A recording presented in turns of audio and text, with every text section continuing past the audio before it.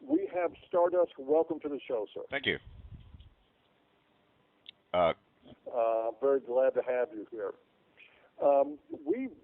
The original intent, and we're going to follow through with it on this show, was to talk about MGTOW and to sort of get a more basic exploration of what it means and where maybe that phenomena is going.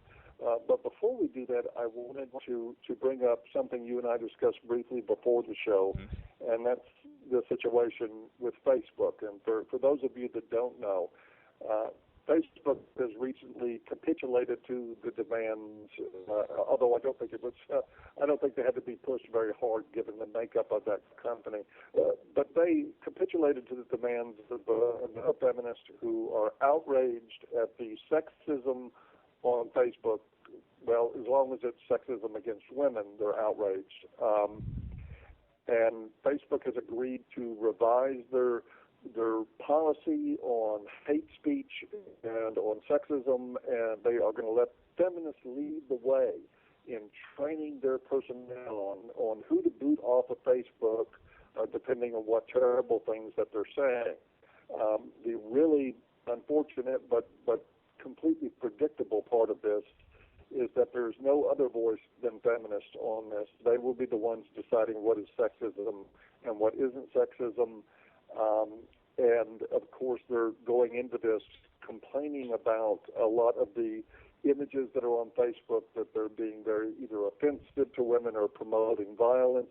I went and checked out some of those images, and sure enough, what I was able to see, there's some pretty gross stuff there. Like I said, not stuff that we would have on a Voice for Men. But, of course, there's a whole world of anti-male and misandric memes and posts all throughout Facebook. None of that was even mentioned in any of the press stories about this. So, Stardust, you had the chance to sort of look over a couple of those articles that we have running now about this. So what was your impression of what's going on here? Well, I'm going to sound like an echo chamber of what you just said, but, whenever feminists have an opportunity to control something, they will. And I did mention that this idea that Facebook is somehow anti-women when the vast majority, maybe perhaps not vast, but certainly the majority of Facebook users are women. They're the one constantly messaging things, posting all sorts of things, pictures, what have you, and they make much more use of it. So the idea that your common woman, I'm not talking about the feminists here, is somehow offended by Facebook. But if we could somehow lead this into MGTOW, I mean, this is a good opportunity to offer up the idea of the men's movement and as a sort of a hydra. Cut off one head, they can't cut off the, it's not going to do that much because, you have other sources of information. It's not to say that this is a good thing, but I think that this could be a strong point and a point of resistance, even though, it's obviously terrible. But yeah. Well, you're not. I take it you're not buying the line that this is really about sexism. Oh, absolutely not. Absolutely not. This kind of. No, I totally agree with you. It's nonsense. But this is an attempt to control social media, which is something, of course. Social media is arguably probably the most powerful medium out there these days. So it's no surprise that an active feminist group would want to be in control of it. And but this happens across the board. I don't want to go off on a tangent, but I'm an avid computer game guy, and they've indirectly gotten their hooks in the industry there with the PC, cut this out, cut this scene out because it's sexist towards women and blah, blah. The list goes on. So anything that has any kind of social media aspect to it, it doesn't surprise me that they would get involved and attempt to control it. No, and one of the things I was thinking about with this is that, and what I wrote about at A Voice for Men was that, this is not going to stop here. We've seen this going on in the secular community recently. Has had a lot of problems with the likes of Rebecca Watson, P.Z. Myers, that crew, sort of riding roughshod over people's mouths. We have, what has historically gone on in places now with the military, the general workplace out there in the free world, and everywhere we're turning. And like you just mentioned, the gaming community. It's awful there. I could rant about that for a lot. Yes, it's terrible. But I think this has been talked about by, I agree with you, by Bob Ross, Girl Rights Watch as well, that there seems to be a proclivity of feminists and women in general when something, comic book industry is a classic example. It used to be the geeky thing without comparison, only quote-unquote geeks got involved. Then it became popular.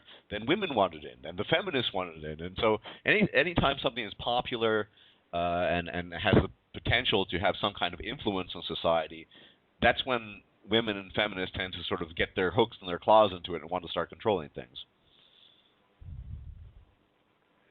Well, it seems a pretty typical pattern in a lot of the lives of men that I talked to for the past 25 years. That the idea, the theme of feeling gagged and controlled by women or by feminists, and sometimes we use that interchangeably, isn't anything new. But anyway, we're going to be talking a lot more about that later on the website. We're going to do some things. We want to do all we can to put the ban on Wham, as it were, and really shine a light on this stuff. But I do want to be able to talk about what we came here for. Okay. And that's MGTOW. Right. And to start off with, and I'd like us both to assume, just for the first few minutes, that we've got a room full of strangers listening to us who have never even heard of the MRM or MGTOW. So, and you're much more of an authority on the whole MGTOW concept than I am. So can you sort of, in a condensed version, what would you tell a stranger if you were trying to explain what MGTOW was about? Okay, of course. First, let me decline the title of authority. I think, particularly MGTOW, there are no authorities. There are people who might be prominent speakers for the MGTOW community, which is very disparate. But so anyway, I'm not an authority, but I am a man going his own way. I don't think it's all that complicated. I think MGTOW, for me, and like I said, it's different for a lot of people, it's just a rejection of a lot of societal expectations placed on men, expectations that often bring more misery than contentment. And it's the recognition that in rejecting that, you really have a sense of freedom that is just very rare. As long as you're still essentially in the blue pill world, it's not possible that freedom. So it's essentially a rejection of roles that you're expected to carry out and fulfill. And of course, it goes beyond that. I'm keenly interested in sociobiology and things of that nature. And I'm still interested in the interactions between men and women. But MGTOW essentially say, well, screw that. Going your own way is just that. Each guy decides what he wants to do. A little more specific. Okay. What are the kinds of things that you would say that a good number of MGTOWs would reject? Well, marriage right off the bat. Marriage is... There's not a single MGTOW, I've never heard this, that would ever get married, and the reason is simple. The concept is even if you find a wonderful woman of a great virtue, the fact is that the state has already given her a gun, whether she knows it or not, so she always has that gun. So that's just out of the question. Any sort of state-sponsored institution like marriage is just out of the question. Most MGTOW reject relationships. I do, that is formal relationships. Some MGTOWs still engage in sexual relations, some don't. But I think generally speaking, relationships, formal relationships, marriage, absolutely are kind of off the table. And I know I'm called the greatest misogynist and I hate women, what have you, but I have female friends. I judge every individual, male or female, on a case-by-case basis. but I don't participate in relationships, and I'm never ever getting married. And part of that for me is freedom. It's a desire basically to do the things I enjoy on my own time, without. I mean, I've been in long-term relationships before, and I know what it's like. I'm never married, but you come home from work or you want to do something, and you're inevitably confronted with nagging and no, you should do this, and this is just all these kinds of things that you have to deal with traditionally in a relationship or a marriage. MGTOW reject, and yeah, that's pretty much it, I think. Well, is it all about relationships with No, women? no. Because one of the first things that came to my mind in talking about it was thinking about the grass eaters, the Toshikodanshi in Japan, who are I'm sure would be considered MGTOWs of a sort. Yeah. In that they've checked out of marriage, they've checked out of relationships with women. They've also checked out of any sort of pursuit of like climbing the corporate ladder and fulfilling professional expectations that were normally placed on men in their culture. You think that's a part of the MGTOW movement, for lack of a better word, in the West? I think so. I mean, I can only speak for myself and the men that I communicate with, but I mean, part of bringing this whole dominance hierarchy. I mean, whether men do it consciously or not, we compete against each other. And the very successful man, perhaps he didn't have in his mind that he was doing it for the sake of acquisition of female reproductive resources, but that's really the basis of it all. And of course, most MGTOW reject this concept of dominance hierarchy because it tends to be more harmful to your fellow men and yourself than anything else, and try to foster a spirit of brotherhood, essentially. Because competing for the sake of women isn't very helpful, and this is where we get the men throwing each other under the bus and what have you. So I do think that's part of it too, and those are part of those expectations. I used to be a translator, and I worked in an office environment, and I would never do that again, mind you. But because I think that's the other recognition that kind of lifestyle often it doesn't make you content, and yet that's what you're told to do. Work your 50, 60, 70 hours, right. Do that, and you're supposed to be happy with that. And the entire time you're noticing that you're not, and that's part of the realization that something is amiss with this. It's just not correct. And that's I would agree. That's part of it as well. This whole just doing things in your own terms, finding work that is more accommodating to your personal taste, irrespective of the dictates of society and women. Yeah. Yeah, I found it also really interesting that you brought up the hierarchy, the male hierarchy, for lack of a better word, which, I think arguably, were it not for the male hierarchy, we probably wouldn't have had most of the advances in civilizations that we've had. And at the same time, in the modern milieu, that hierarchy seems to be more destructive in some ways toward the personal lives of men. Yes. Than it ever was before. Is this something that you think that most MGTOWs are conscious of at least trying to reject, or do you think that just sort of happens on an unconscious level? I think that's part of the conscious thing, and I'd like to actually I can publicly say it. I'm often accused of using this term flawed, both for men and women, that we have flawed. I've never used that term ever. Regarding what you're saying, what I would describe this as maladaptive. Yes. I often say that we're running on hardware and software that's prehistoric hardware and software, and it had a great purpose back in the day, 20, 30,000 years ago, but it's become maladaptive. I don't think it's conscious. I think the MGTOW are interested in these concepts, learn about it, and they learn to apply it to their lives, but I don't think it's conscious. This is something that you have to have a kind of researching mind for, or at least be interested in. Because that dominance hierarchy is really integral. I mean, to foster a sense of brotherhood amongst men, the same because women have literally an in-group preference, which men do not have. It needs to be intellectual in men as opposed women. Right. Women is just it's instinct basically. Men need to do this on an intellectual basis, I think. So I do think it's conscious more than anything else. Yeah.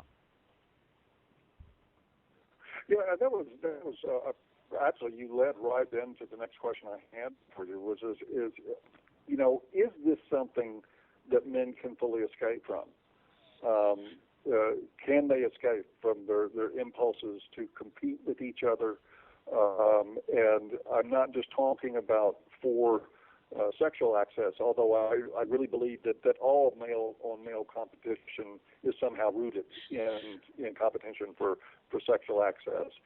But is it possible? Because I just want to paint a scenario for you here. What I've seen happen, what I see happen a lot in the men's movement, and whether that's MGTOWs or MRAs or whatever label you want to put on them, or even take away the labels and just talk about men that are going red pill and trying to break the bonds of corporate slavery and of marriage and of romantic, chivalric love, that sort of thing.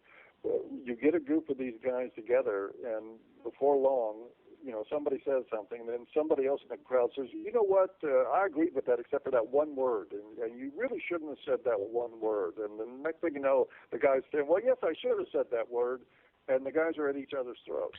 And we get what Zed called the circular firing squad. And I see that all the time. And so it honestly makes me wonder if men really can escape that hierarchy. Yes and no. I don't think we can entirely, but I recall Barbarossa did a video a while back on the concept of healthy male competition. Now, no doubt this is also rooted in our prehistoric desire to compete in a dominance hierarchy, but it's a sort of a motivational thing. I mean, I think he gave the example of the Michael Jordan. I mean, and we're somewhat older, so remember, I mean, this guy was the best basketball player ever, and he created a milieu in that sport where everyone else, where other basketball players emerged as almost as good because they were all sort of challenged, and everyone sort of benefited from that as a result. And you could even see, I do my channel. My channel is there, hope primarily to help men, but I was inspired by Barbarossa, by you, by Man-Woman Myth, and you can see that also in some sense as resembling a competition. But for me, it's more inspirational than anything else. So I think you could use a fine-tooth comb and sort of create a demarcation point. Say, yeah, this kind of competition, it might have its origins in the dominance hierarchy, but everyone is benefiting from it. We're gaining knowledge, we're improving ourselves, our abilities, whereas the kind of competition that's, say, endorsed by PUAs or what have you, or more traditionalist mindsets, that's the negative destructive because it's very much targeted to the female. Whereas if it's simply for the sake of improving yourself intellectually, physically, when it comes down to individual interest, I think it's a more or less positive expression of that. But ultimately, yes, of course, it has its roots. So we cannot completely escape our biology. It's not possible. Well, I'd have to agree with that. Now, and this is a little bit of a controversial subject, but I don't want to be disingenuous, so I'm going to have to bring it up. There was a bit of controversy recently, a little bit of conflict over a video that Willie Bumblebee did. Right. And I wanted to bring that into discussion. Not that I want to dwell on it. I don't want to dwell on Sure. it because in some ways for me that video was nothing new. I do want to say for the record that in terms of listening to videos from people that I like and respect, and I do, I really like this woman a lot, and she does a lot of work for men and boys, but in terms of that video in particular, it's hard for me to imagine disagreeing with something more than I disagreed with that. I totally felt like it was on the wrong track, and I wanted to bring that up to make a point. A couple of points actually. One, as much as I disagree with her, for those out there that say that this person shouldn't be at AVFM, I'm also going to say I dismiss that too. She's an activist that does a lot of work for men. I disagree with her. We have 20-some-odd people on a staff at AVFM now. I don't agree with probably all. I could probably find disagreements with all of them in one way or another. And as long as we stay consistent on the site about what we're doing, I don't make it my business to meddle in other people's affairs and try to tell them what to say away from AVFM because it's quite frankly none of my fucking business. I may not agree with it. I may disagree with it vehemently, and I do in more cases than just Willie Bumblebee. But if anyway, I just wanted to get that out there that she's a part of this deal. I hope she examines that video, that statement, and maybe learns something from it. And if she doesn't, that's fine too. We'll move on from there. But the other part of this is, and it is, I think, real important because there is pushback and pressure, even from sources close to home. And I think that's where maybe some real value in the video that she did, is that when you're a guy talking like you are about checking out for relationships, checking out for marriage, checking out from anything that would, put chains on your mind or your body, and living a life that's centered in freedom, this world doesn't like that shit at all. There's they'll send Bill Bennett to tell you to man up, or Eve Ensler will tell you to man up, the feminists will tell you to man up, the conservatives will tell you to man up, and even occasionally, as we see, some MRAs will tell you to man up. So what is that? I'm just curious about what that's like for you personally, living a life where you're going in one direction, and it's very much in some ways swimming upstream.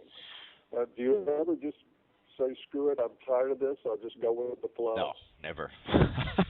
I mean, I've always been an oddball. I left. I think I knew the answer to that, but I wanted. I mean, in a way, being a mangoism's way is an extension of my own oddballisms that have always been there. So no, but I hear it. I have colleagues at work. I work with a woman that I'm pretty friendly with, and I mean, she doesn't do it in such harsh. But she said, one day you'll find the one, and I just say, no, not really.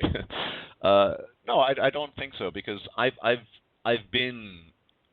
followed the stream before. I've been in long-term relationships, and this is just me speaking. Is one thing I couldn't stand was the constant expectations of me making sacrifice on the things I enjoyed.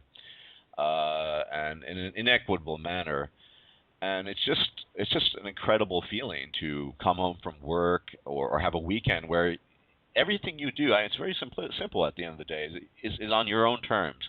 I mean, I can do X, Y, Z, whatever. So I don't feel, because I know I've been down the other route. I know what it's like.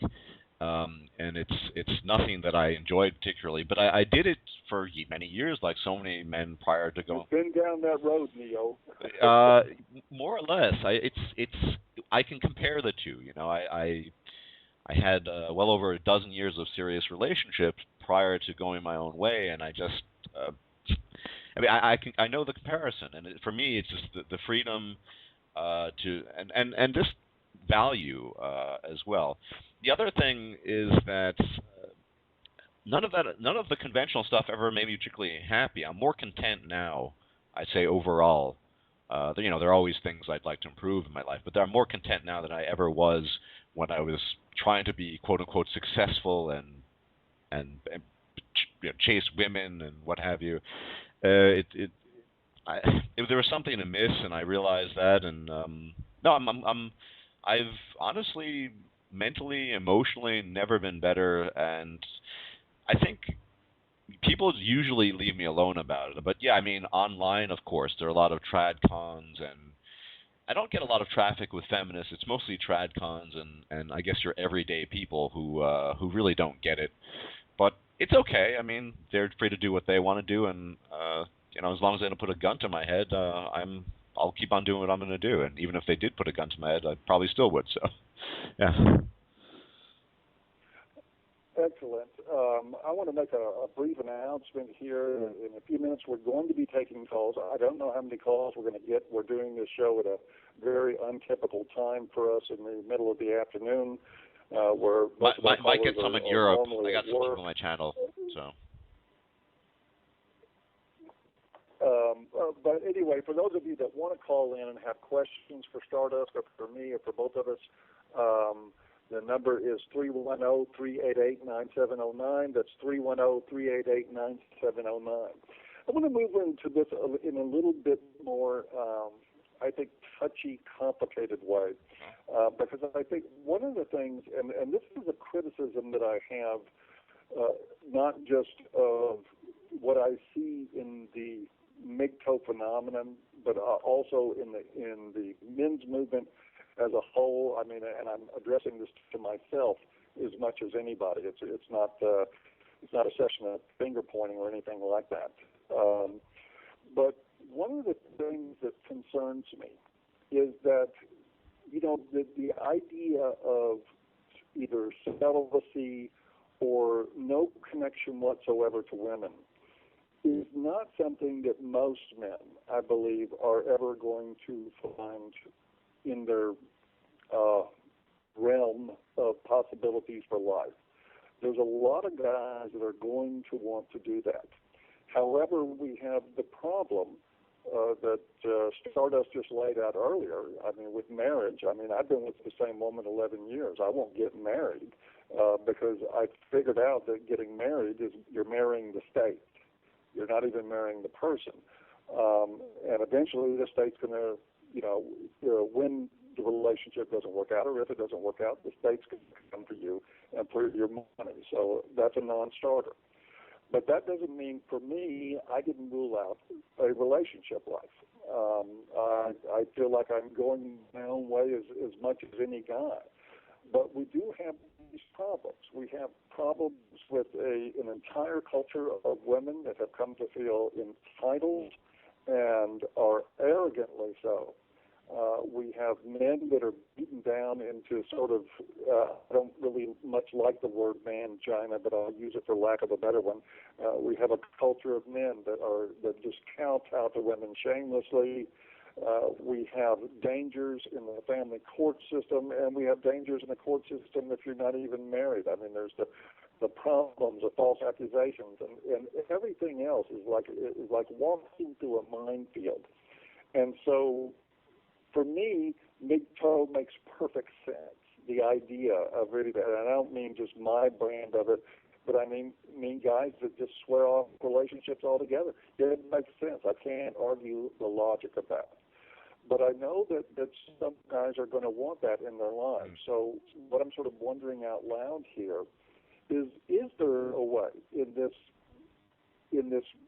zeitgeist to start rebuilding the relationship between men and women? Is there a way theoretically, to yes, find bridges to build theoretically? And if so, how are we going to do that? Do you mean interpersonal, so-called romantic relationships, or do you mean alliances in general? I mean, if you mean interpersonal, I could offer a theoretical framework within which one could do something like that. Because you're right, most men are not going to. Well, I mean, part of that is understanding human biology. Really basic stuff like men like bust hip waist ratio, and women like guys with money and status. I think in order to, if a guy really wants to take the plunge, and most men do, this is something I've talked about very often, is that it's important that they come to terms and truly understand, I mean, really comprehend the way women view them. Because part of the problem is that men in general have been fed a very skewed form of basically fed the wrong worldview. They think that women view them in sort of semi-angelic terms, and they're all kind and caring, and they don't realize that women, biologically speaking, are primed for male resource extraction, and that's their primary interest, with some secondary interests going along with that. I think the human-apes relationship is essentially a business contract. Marriage in earlier times was essentially a reproductive contract, male labor for reproductive resources. There's no reason why that might have changed in 2013. It's essentially the same thing.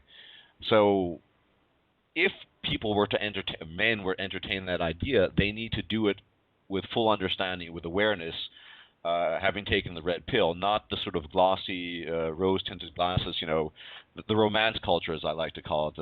We're fed constantly these lies about the nature of the male-female relationship that have very little to do with reality. So that would be a basis. Now, whether people are going to want to go that route, but that's the only route I see, if at all. It's an honest basis for relationships that has its foundation in our biological motivations, rather than some sort of fairy tale that we've all been told and has been regurgitated 1,000 times.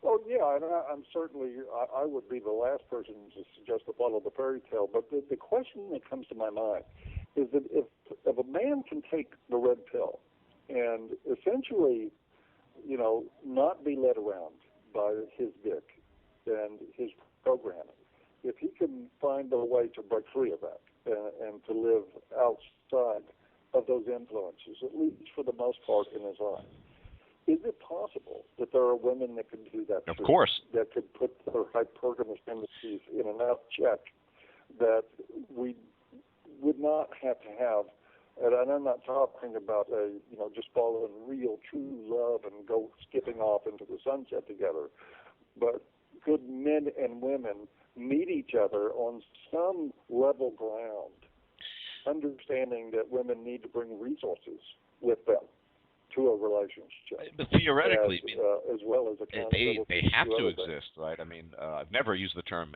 every man, every woman. I always speak in generalities.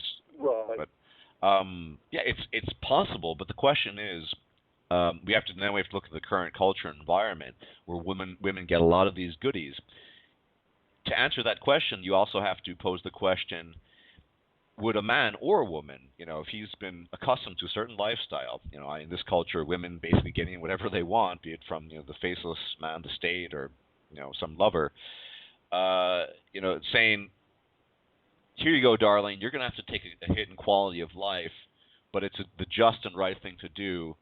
And so, I mean, I think it's really a moral problem as well. Most people, I suspect, men as well, would not be willing to go that route and sort of give back the gifts they've received, if you will. And that's probably the largest challenge. But I also think, generally speaking, and people might not like what I'm about to say, that, I mean, it was often joked around the female Borg consensus. I think men, generally speaking, are much more individualistic than women are. There are always exceptions. I mean, Karen is always someone who comes to mind. Girl writes what, but women are much. Yeah, Karen's badass. Yeah, women are much more of a sort of groupist, for lack of a better word. They tend to cluster. I mean, men are much more lone wolves, and that lends itself much more to individualistic thinking as well as self-reflection.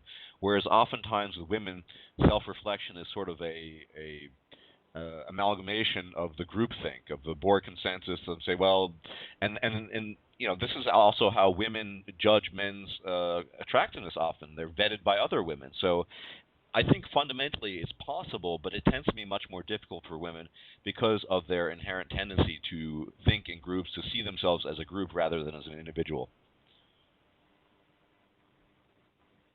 Well, that makes sense. I mean, do you think there are things that men can do? And I'm not, certainly not asking for a discussion on game.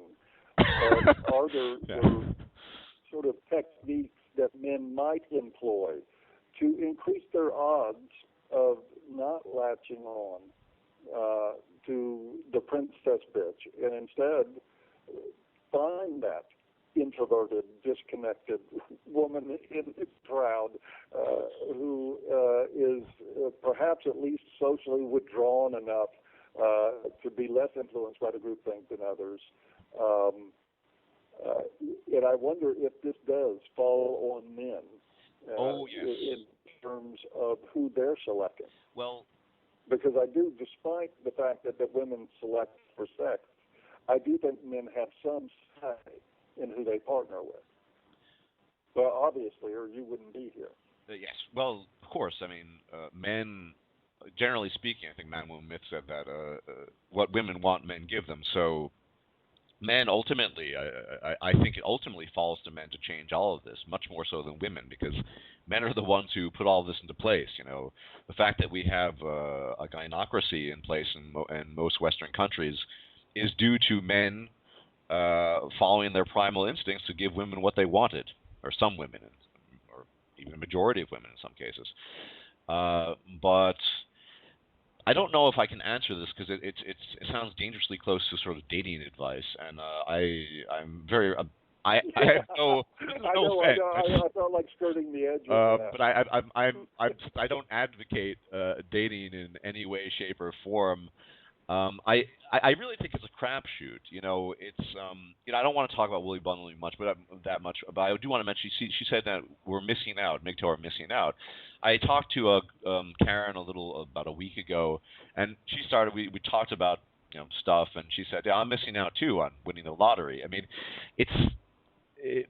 I think it's a crapshoot, and there's no way to really.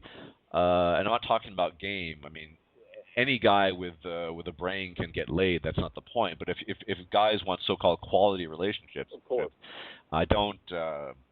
I'm just too reluctant. I'm not going to give it dating advice because it's not something I would do, and I don't think there's a path towards that. I think you get lucky or you don't. But the question is, and the reason why MGTOW I think exists is that are you going to look for, as I like to refer to, the microbacterium in a haystack? I mean, it's a time investment. It's often a money investment. So that would be my argument. I honestly can't say I know the answer to that. I'm perfectly fine saying that.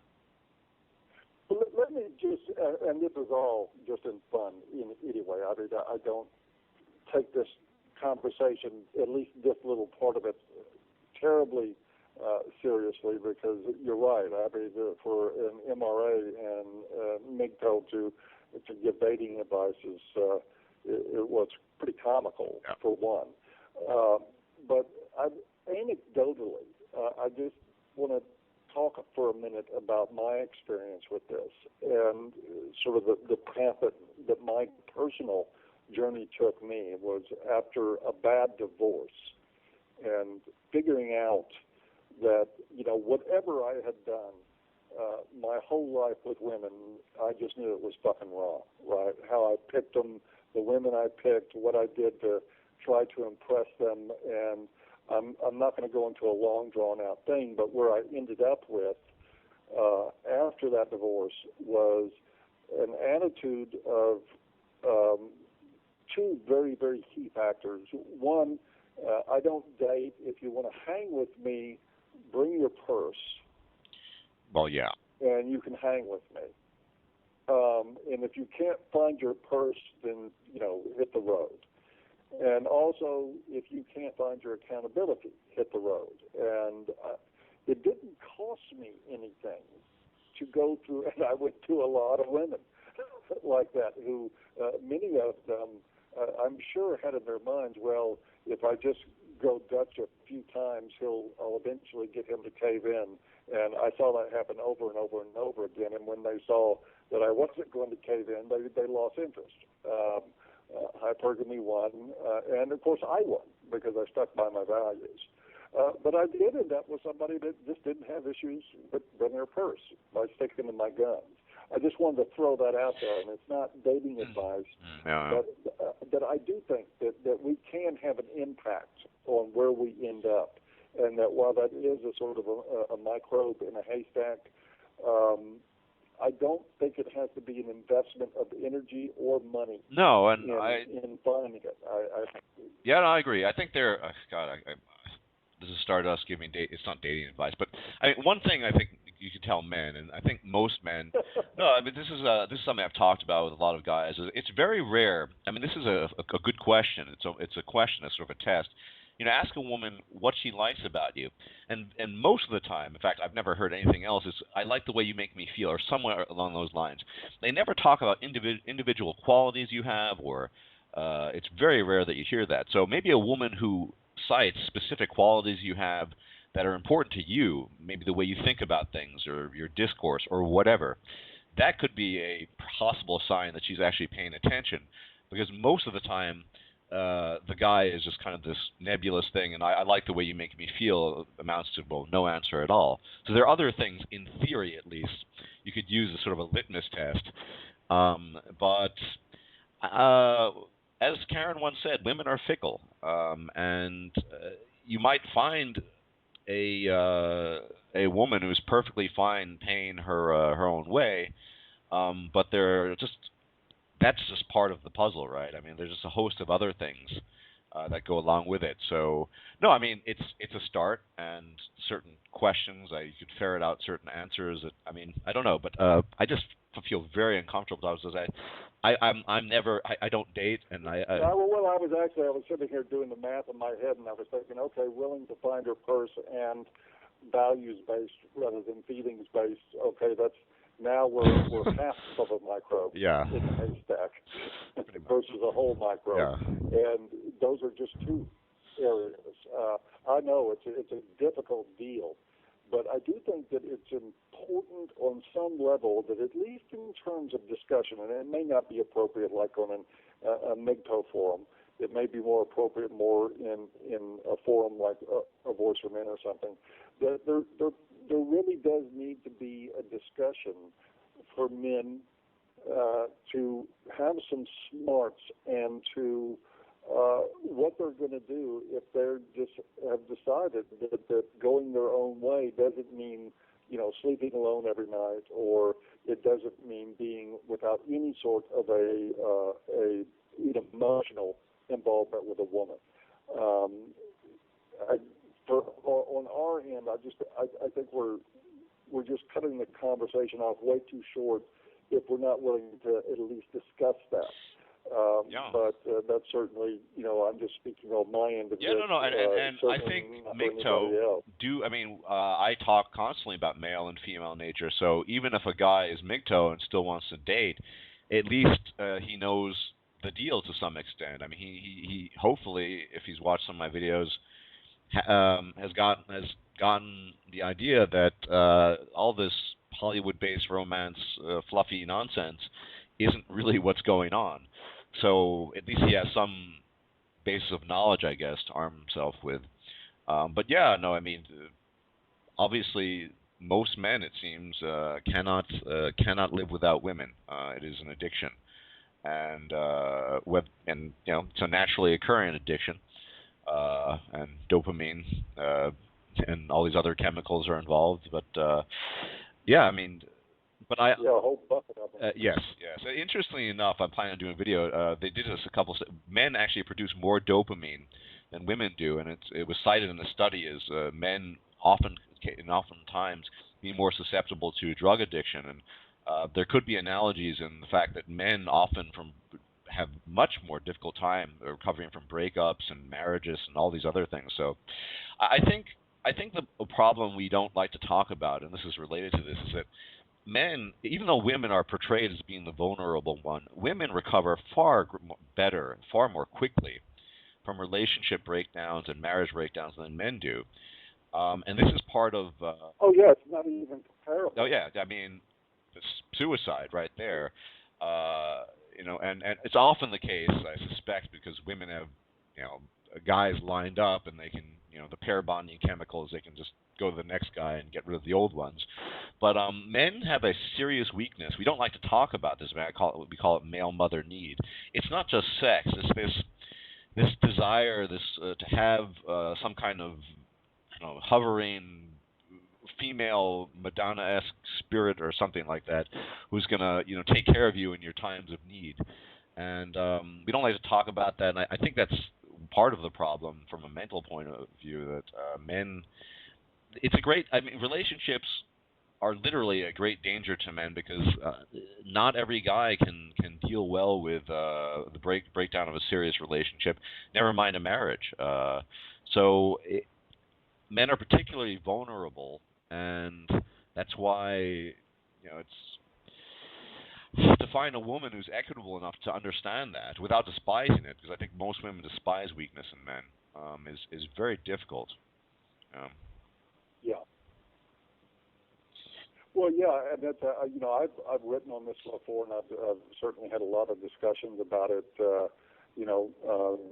We have to wonder why on the battlefield grown men will call out for their mothers as they're bleeding to death. It happens regularly. The suicide rate being what it is during the process of a divorce or serious breakup. men tend to get really flattened by this.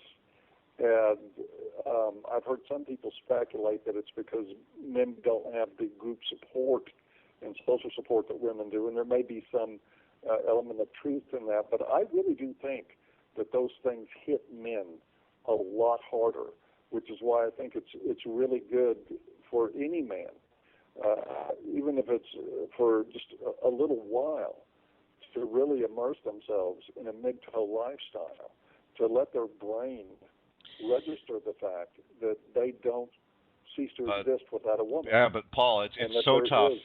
It's so tough. I have a good buddy who's nearing becoming the state budget director, director of budgets in Rhode Island. He's very talented. Effectively speaking, he's been MGTOW for 5 or 6 years. I mean, in the sense that he's been trying to get, it's just nothing's worked out. And he says, but well, you know, but what's the alternative? It's far. I mean, there's always this idea that if a woman's in play, it's just going to be better, rather than making the best of a situation. So I just don't. I'm skeptical that most men are even able to at least consider the possibility of being alone. Never mind wanting to be. I mean, I want to be, but I think it has a lot to do. I mean, obviously there have been studies on this. The amount of care male infants receive, or rather attention. I think this goes just once they leave the womb. You know, that's where it starts, and it could be a part then sort of socialize that you know, a man's during his entire life he does not receive the affection and attention that a female child might.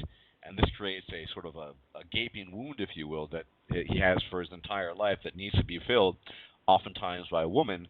And you know, a sexual partner is the last person to do that, a female, because that's a weakness, and women don't like weak men. Oh yeah, and there's also the messages that boys get from a very young age from their fathers about pleasing their mothers. Oh. It's a constant drum of "you better make your mom happy." I mean, in a lot of cases, the guy's father knows that he's failed to make her happy. What he hasn't woken up to is that there is no way to make her happy, and both parents in a lot of families end up using the male child to try to make the mom happy. Spousification of the son, and yes. Of course, it fails. Absolutely. It fails, and then it creates a void in the son that he tries to fill with girlfriends and wives for the rest of his life, and of course, he can't make them happy either. I think it sets up a real vicious cycle. It's too bad about your friend, because one of the things that I got after my divorce was a prolonged period of time where I just didn't give a shit. I lived by myself, and I found a lot of pleasure in that. Yeah. And I think my brain chemistry had to rewire itself to figure out, you know what, I won't die without a woman. But I mean, as a final, I mean, this particular topic, there are guys out there marrying, after, I think Tom Leykis, you know Tom Leykis, I mean, he went through 4, I mean, it's just incredible. I mean, there's something, for lack of a better word, wrong with a lot of men, that they need to go through all the constant, I mean, 4 or 5, I met a guy abroad, he was married 5 times before he got it, and even then he's still, you know, thinking about the possibility. I don't understand how, you know, how much empirical evidence or experience you need.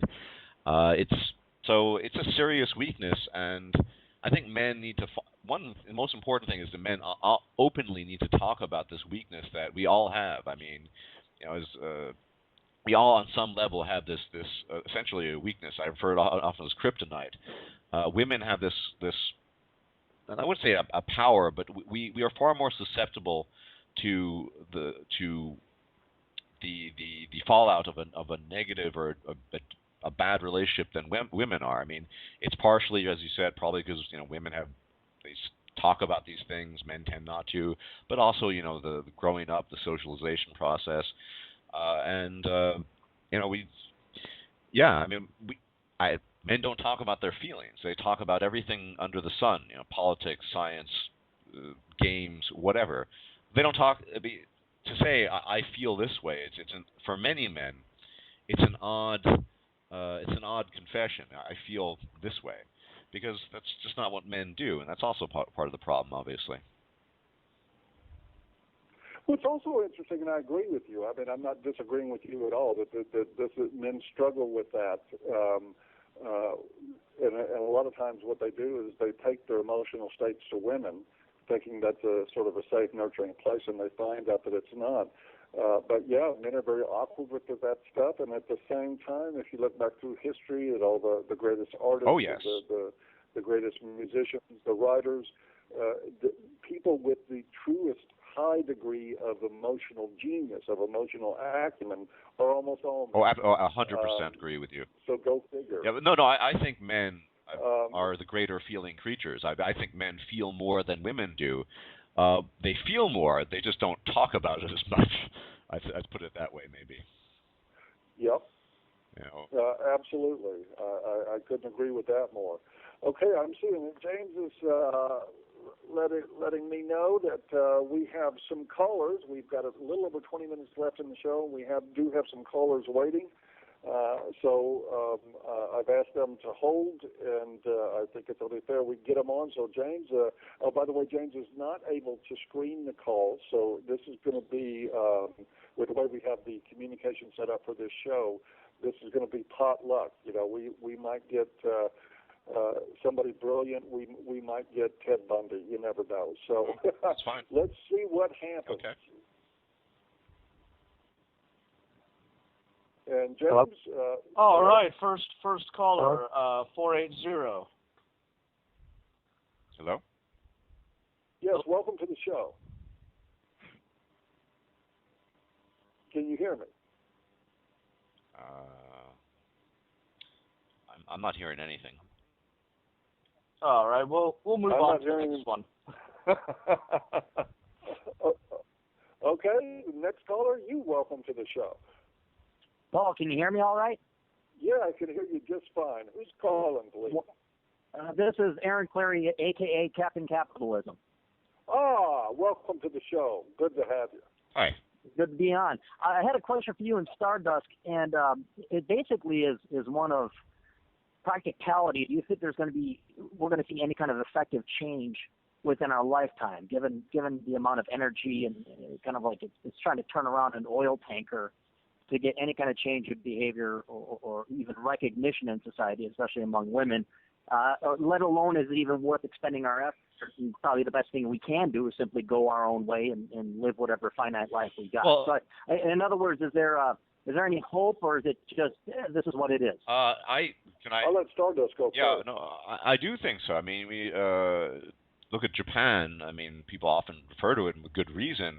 I mean, the Japanese government is terrified. The low birth rate, men don't want to do the work until I drop dead of a heart attack at 40 in my office deal anymore. And it's slower in the West. I think it was Paul used the boiling frog analogy a while back. I recall that. So yeah, credits for you for that. So I think it certainly is possible, and I'm convinced that in the next decade or two, assume we're all still alive, we will see some change, some kind of fallout from men essentially going on strike because it's just not worth it for them anymore. But then again, maybe not. I mean, I don't know. I agree with that. I think another point of it, too, that is really important for me, and this is where I'm just going to be a totally selfish ass about it, is that you're damn right there's going to be a change because I've changed. I'm not going to be in a family court at any time in my future. It's never going to happen to me again. I have an absolute guarantee not to end up in a family court. I have lower risk for a lot of other problems that most blue pill men live at high risk of every day. I'm not going to say I'm immune to them, but I'm certainly at lower risk. And I'm 100% free in my head. There's not a part of me left anymore that feels like that I need to defer to a woman's opinion or to a man's opinion who's doing the hierarchical thing.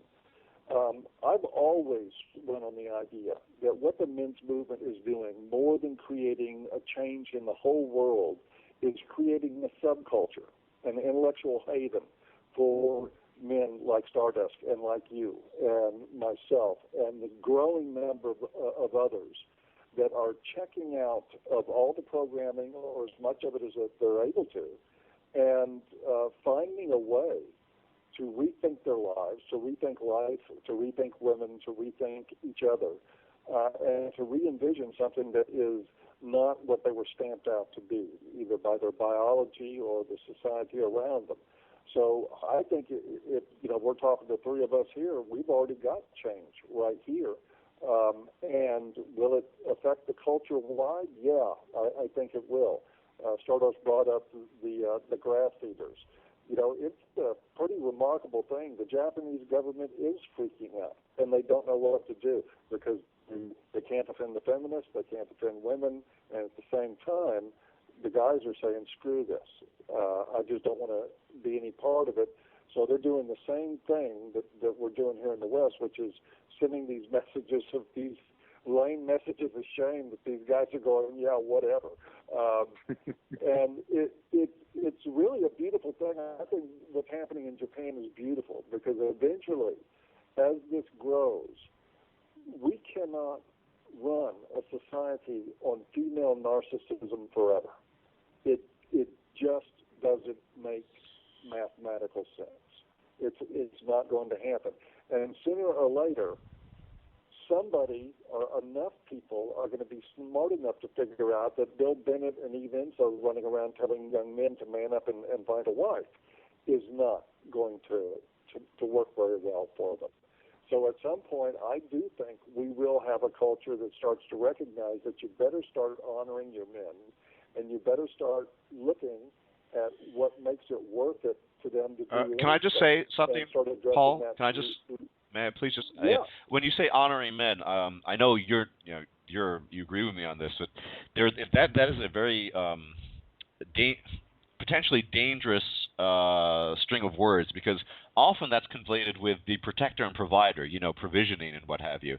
Oh yeah, but that's not. I know. But the blue pillars would say that this is when they do talk about the marriage strike, it's often kind of coined in this. We need to motivate men once again so they can honor their obligations and duties and provide for women. That's a real good point. Allow me to clarify. When I say honoring a man, when a guy says, "Hey, you know what? I'm going to get a six-pack and put on some video games and enjoy my evening," honor him by shutting the fuck up and staying out of his way. Yeah, well, I know you didn't, but that's what I mean by the culture. That's how, and a lot of men buy into it. Yeah. But I do think when it becomes socially unpopular to bash men and to criticize them for this nitpicking, whining bullshit that people have been laying on men for 50 years, when that happens, I think you'll see male bashing will become unpopular. And that's another part, I think, of honoring men, is you just quit bashing them. You start treating them with some respect and without expectation for what they're going to do.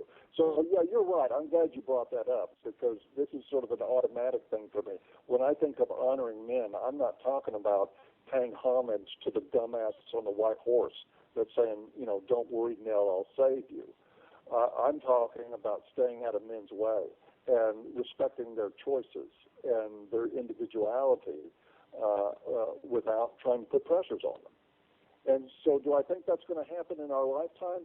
I think it's possible that it could happen in our lifetime on a very large scale. I think it's kind of maybe a toss of a coin about whether or not it will, but I do believe that eventually it will happen. If not in my lifetime, maybe the lifetime of the next generation. I think we'll get there, simply because a system of chivalry in this particular zeitgeist isn't supportable. You have to prop it up artificially, which is what feminism has done, and that's even starting to show the first stressing signs of cracking and buckling as the hypocrisy of the ideology starts to crush the foundation. It's just not supportable. So, yeah, I think it's not only going to happen eventually, I think it's unavoidable. I'd have to agree. I mean, mathematically, economically, you can't there's not going to be enough production to pay for all this stuff. But I also could, I'm hoping, right? I guess it's a little bit selfish on my part. I want to see a spectacular explosion. Well, sir, if I might interrupt, Girl Rights the Girl Rights What coined the phrase the fempocalypse, which I've used as well, to her credit, though. That'll be the fempocalypse, when things get to that point. Sorry, go on. Cool. I have to use the term, but it's enjoyable to see the cracks forming already. Postponing marriage, people getting married later, stuff like that. But I don't know if it'll come crashing down like the U.S. dollar or what. But it's definitely going to be interesting. But listen, thanks for taking my call, guys. I have to take off. Okay. Thank you. Hey, thank you for calling, and thanks for listening today. I was really glad to get to meet you, by the way. All right. Yeah. So thanks again for that call. James, do we have another caller you can put on? Yes, we do. Just one moment here. Welcome to the show, Hello. 716. Hello, how are you guys doing today? Hi. Good. Absolutely. Can you hear me clearly? Or? Yeah, I can hear you. Absolutely, clear as a bell. How are you doing today? Great. I just wanted to throw in a few ideas about MGTOW, and I've been kind of practicing grass eater and MGTOW for about 10 years before I even heard the term, but one of the things when I talk to people online, they would compare it to the radical lesbian separatism, and which is kind of humorous. But one of the things I wanted to point out is that, in my view at least, one of the things that makes this powerful is changes in society, the atomization, the fact that in a lot of ways, due to the way things are, for example, with the internet, where you can go on and find information about all kinds of things, that because of the atomization of society, men go in their own way, or basically more withdrawing from society, whereas the separatists were building their own communities. And also one of the big differences, I believe, why people like Hugo Schweitzer and David Futrell are extremely threatened by this, is because A, the MGTOWs are doing nothing illegal, and in my view, nothing even unethical, but B, what they're doing is they're basically taking their disposability and their utility, they're taking it away from society at large, and I think there's much huger consequences than don't marry. In my personal view, and I know we're getting political here, it also goes into things like don't put yourself into things like military service to go die for a war for oil, which you might and killing men in other countries that never have done anything to you. That's I'm very much anti-war. And absolutely don't. I mean, I'll say this, and whether people agree, anyone listening to this, do your best never to get involved in any American or any military, particularly any American military organization, because it's a giant organism of misandry and essentially a murder machine. I mean, and there's no point in killing other men that have never done anything to you for the sake of the U.S. government. And I strongly urge you to renounce that if you're considering it. Sorry. I'll second that thought too, is to absolutely reject the idea of military service and the whole idea of patriotism. Oh, because yes. that is just a ruse to get you to be willing to sacrifice for this false sense of honor that we were talking about earlier. But I certainly agree with that 100%. And isn't it interesting, don't you think, that when you're talking to MRAs and to MGTOWs, that you keep hearing the same theme, that is people that are peaceful. Yeah, Once you start catching on to your disposability and decide that you're not going to be an appliance for the government or for corporate America or for women or for anybody, suddenly that leaves you with nothing but peaceful options in your life. Right, that's a big part of why I said I believe it's an ethical response. It's about taking yourself out of the situation that uses you for disposability, and that's why I believe there's a lot more to this than don't marry. Oh, and, absolutely. And when they don't marry, I mean, one of the ironies is if I met the perfect woman, one of the few people who knows my views in real life actually said, for the perfect woman, you would leave this in 2 seconds. You would. And the truth is, I mean, I do have a slight desire to have children, and if I did find a woman I could trust with my life, literally, because of the way the laws are, I would love to start a family with her. But the bigger consequences of this whole movement is standing up for yourself and denying your disposability on many levels. And I think that's the reason why it's the most threatening to for example, David Futrell makes fun of MGTOWs all the time, but the thing we don't give a shit can't though. Really say anything about it is because right. We're taking our disposability out of the system and trying to live our lives. Sir, and if I might add something. And the point is, to what you're saying, and yes. This is a good opportunity to. I mean, I hear this very often that MGTOW are somehow similar to feminists. I mean, there's no prominent MGTOW person, YouTuber or otherwise, that wants to legislate anything. We basically just want to be left alone, discuss our ideas, and do what we enjoy.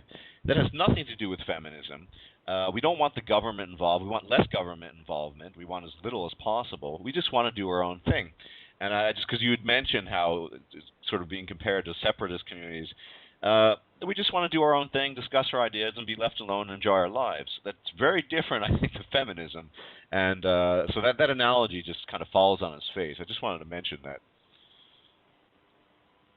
Oh, well, I agree. One other thing, too, myself, is, and this is it, I'm saying this with some amount of humor, but I do think there's a lot of truth in it. If you met the perfect woman, she wouldn't want you to marry her. Well, exactly. Well, there you go. Yeah, I mean, I would like to have children at some point, and that's kind of, I wouldn't want to be in a conventional situation. Well, you should always consider surrogacy if you have the money, although it's sometimes,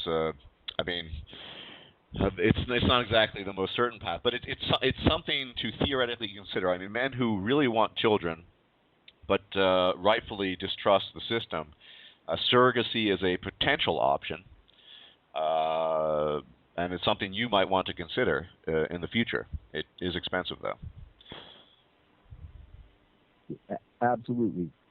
And I don't know if I'm taking this in too far of a tangent, but I did also want to mention one of the things, like arguing with like a lot of people online, is I noticed that men lack reproductive rights. For example, if you get a woman pregnant, you can't perform a paper abortion. But the other side of it is, if you get a woman pregnant and you do want a child, it's her body and it's her choice, and you basically have no say.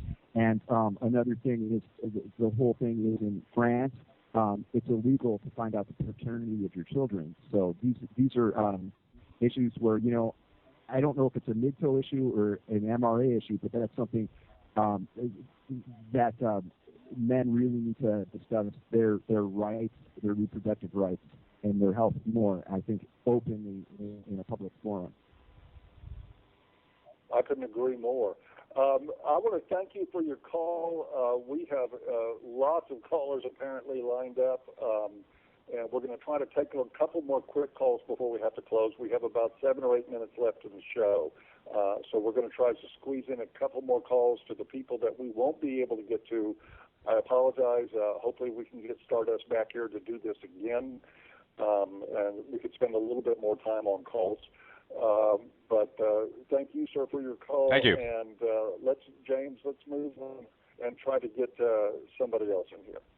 Iron John on the line. Hello, thanks for taking my call. Hi. Paul, Stardust, and James, I hope you're having a pleasant afternoon. I'm enjoying this program. Thank you. I was wondering if I could speak to Stardust. I'm here, still. Sure. Well, we've never met before. I think you're a bright man. I started watching you on YouTube or listening to you on YouTube because of Barbarossa, but one of the things I haven't quite discovered yet, and I apologize if this was covered already, is how you ended up as a MGTOW. What was the series of events that led you up to that point? What made you make the final decision to live this life? Nothing cataclysmic per se. If you don't, well, I don't mind sharing. I fear other callers might, but I'll try to briefly summarize. Nothing cataclysmic, just a series of events that led up to a sort of feeling of discontent, or rather just the air smelled funny. The air here being a metaphor for society and the culture and life in general. And I just started doing research. I discovered Dr. Paul was the first stuff I had ever watched. Then Man, Woman, Myth, and Barbarossa, and all these guys inspired me to reflect on my own life and my own relationship to society, and I realized that the whole deal was pretty sour, and in all those relationships I had been in, I never was content. Some of them were just pretty hideous, to be perfectly honest. And yeah, that's just nothing. You know, I was never married. So, but just a sort of a, and of course, you know, the misandry in the media, the magazines, you know, men are pigs, and things along those lines. So, yeah, you just become aware of it, and at some point in time, you lack the words to describe it.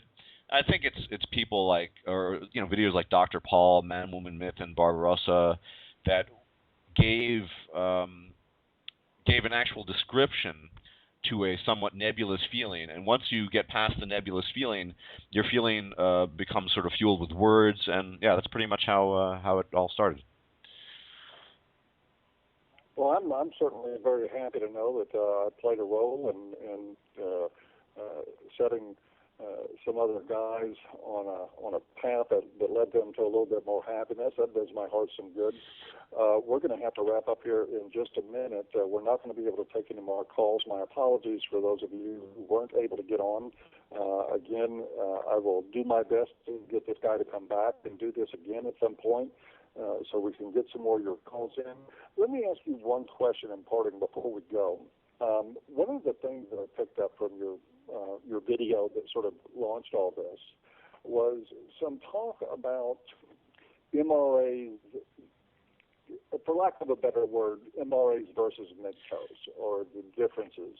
Is there real differences between MRAs and MGTOWs? Now, I mean, other than the obvious that activists are more involved in activism, and a lot of MGTOWs are just really involved in their own lives and pursuing their own interests in other ways. But is there fundamentally, you think, a psychological difference or an awareness difference between MRAs and MGTOWs? Are we on different pages? This is a question to pop at the end of the show. Oh boy. Sometime. Yeah, I really put you on the spot. Well, I mean, because I have to do this. And I'm really not assessing a value to what you were saying. No. Then I'll try to quickly respond. Not always, but often, yes. I think, not necessarily you, but there are MRAs who try to, in their discourse and I think in their thought processes, circumvent human biology. They think that this is sort of it is political, and it's a cultural phenomenon, and it's you know, as Gurwitz Watt recently said, femaleness is an engine that's been pushing in one direction for potentially millions of years, millennia. So I think 90 seconds. 90 seconds. Okay, so I think oftentimes that is a primary difference. They tend to latch on to the political too much, and often do not want to examine the biological. That's not always the case, but I found it often to be the case. So that's my very brief answer to that question at the end of the show. Okay, good enough. And again, maybe this gives us an avenue in the future to come back into the 60 seconds. I think those are very cogent observations, and certainly worth a lot more discussion. And I see we are nearing the end of our show here. We just have 30 seconds left. So I want to first thank you for taking the time. Well, thank you for having me. To do this. I just took a peek at our chat room. We've drawn quite a crowd today with this, which is very good to see. There was a lot of listeners, and I really, really appreciate the work that you're doing, because I know that it's one thing to be a MGTOW, it's another thing to step out there with the ideas and to sort of put your neck on the chopping block for what you believe in. And to me, that makes you an activist. That's a matter of opinion. I'm not trying to put the label on you. 10 seconds. Most appreciated, and I appreciate that you came to the show. Okay, thank you very much. It was a pleasure to be here. Okay. All right. Take care, and everybody, remember, take the red pill. Yep. All right. Bye-bye. Cheers.